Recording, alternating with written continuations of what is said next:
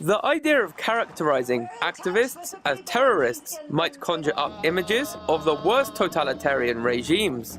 But previously unseen documents accessed via a Freedom of Information request reveal that the Canadian Security and Intelligence Service is seemingly broadening the definition of terrorism to encompass certain types of activism. Activists say that the Canadian state's conflation of activism with terrorism is indicative of the Orwellian nature of the post-9/11 world order. Canada's government is currently invading and occupying foreign countries, while concurrently eroding Canada's domestic democratic rights, such as the right to protest, and all of this is done in the name of combating terrorism, even though statistics show that one is more likely to die from lightning than die from terrorism in North America. So now the terrorists, as we're seeing, is everybody.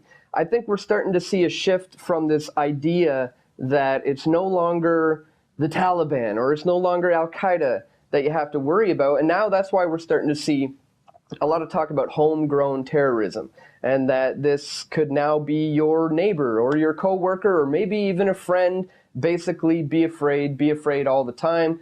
Critics say that North American elites require a widespread perception of a terrorist threat so as to justify their otherwise unpalatable economic and political agendas. The proverbial police state that we're forming into now, and what's happening is there's very vague limitations as far as what can be defined as a terrorist, how a person can be defined a terrorist. So they're using corporate media and mainstream media to create a state of mass hysteria for Canadians. And almost a state of paranoia. I will never forget walking down the streets of Toronto and not being able to go more than 2 blocks without having my ID checked and my bag searched. Sometimes 3-4 times within a 5 or 10 minute walk. That was the police state showing itself here in Canada, plain to see. Analysts note that the Canadian police have been caught infiltrating protest movements and acting as agents provocateurs in recent history.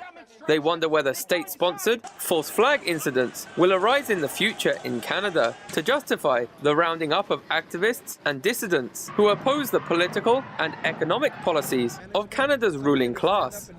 Joshua Blakeney, Press TV, Calgary.